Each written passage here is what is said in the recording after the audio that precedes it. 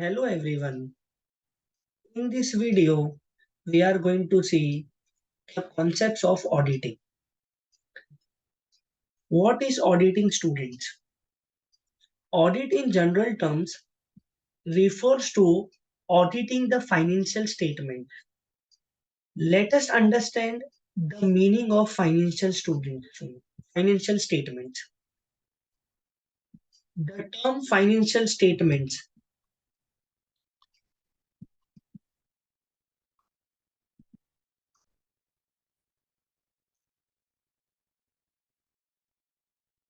refers to two basic statements. Two basic statements, students. That is, the first one is statement of profit and loss account, and second one is students balance sheet. This is the meaning of students financial statements. So the another name of profit and loss account is students financial performance, and the another name of balance sheet is financial position. This is the meaning of students financial statements. Now we are going to see the from the audit perspectives. Now let us see, students, these are the two basic statements. Apart from the basic statements,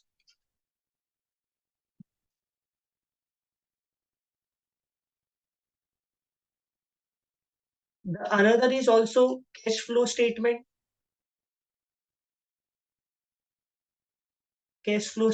Statement, notes to account. This is all the part of student notes to account. This is also the part of students financial statement. Now look here, students, what are the users of financial students? Who are the users who are going to use the statement, students? The first one is shareholders. Now let us look here, students, shareholder's perspective. Shareholder is a person, and the shareholder need to know the profit earned by the entity, because student entity is using their shareholder funds, whether the funds were used properly in the business for the purpose of business. There are lots of things, students. There are lots of things which shareholder need to know, whether the business will be profitable and sustainable for a long period of time. So these all are the statements. These all are the statements which shareholder need to know, students. Same in the case of employees also. The employees also need to know whether the funds are properly used in the business or not. There are lots of things, students. The employee need to know whether the business will be profitable and sustainable for the long period of time. So these are the statements which need to know by the employees also. Now, students, lenders, that is banks and financial students of financial institutions. So bank and financial institutions of the entity understand the financial statements, whether the company is profitable. So if the company is in the profitable, then only, students, it is repayment the interest as well as the principal amount. If the entity is not in a position to earn the profit, how the company is going to pay the interest and principal amount? So these are the informations are required by the lenders. The same type of information which we have discussed in the shareholders and employee also, that the students, the funds which are given, that can be used for the business purpose of not. So there are lots of common points, students, which you need to understand and which you need to write in the paper also. Now we can see from the government perspective. Government government also need to know, students, whether the company is declaring the correct profit or not, whether they are paying proper tax or not. So it requires the information. Government requires the information of the financial institutions to keep a track, students, of the economic progress. Now, the last one is prospective investors. Prospective investor, who are the prospective investor students? Prospective investors are whether they are investing in the company is viable or not. So these are the prospective investors. So whatever we have discussed, students, whatever we have discussed, the financial statements, the profit and loss account, the balance sheet, cash flow, notes to account, this all the statements are going to use by shareholders, employees, lenders, government, and the prospective investors. These are the student users of financial statements. Come to the next slide, students. That is responsibility of the auditor. Responsibility of the auditor with respect to error and fraud, student. Please try to understand the meaning of error and fraud. See, error is a word. Error is a word, is an unintentional mistake. You can see the word. Error is an unintentional mistake which result in the misstatement of books of account. Please note, student, this that types of error and types of fraud. These are these two answers are already are posted on the website link, that is YouTube channel. You can go through from there, that is types of error and types of fraud. So here in this video, I am not going to cover the types of error and types of fraud. Just I am going to give you the overview of the error and fraud. So error is an unintentional mistake which result in misstatement of the books of account. And you can see the opposite word, fraud. Fraud means what, student? Intentional or deliberately. Intentional or deliberately misinterpretation. In the case of fraud, the entity or the organization is going to misrepresentation of financial information by management or any employee or any other third party with an objective, student, with an objective to cheat others or make illegal gains.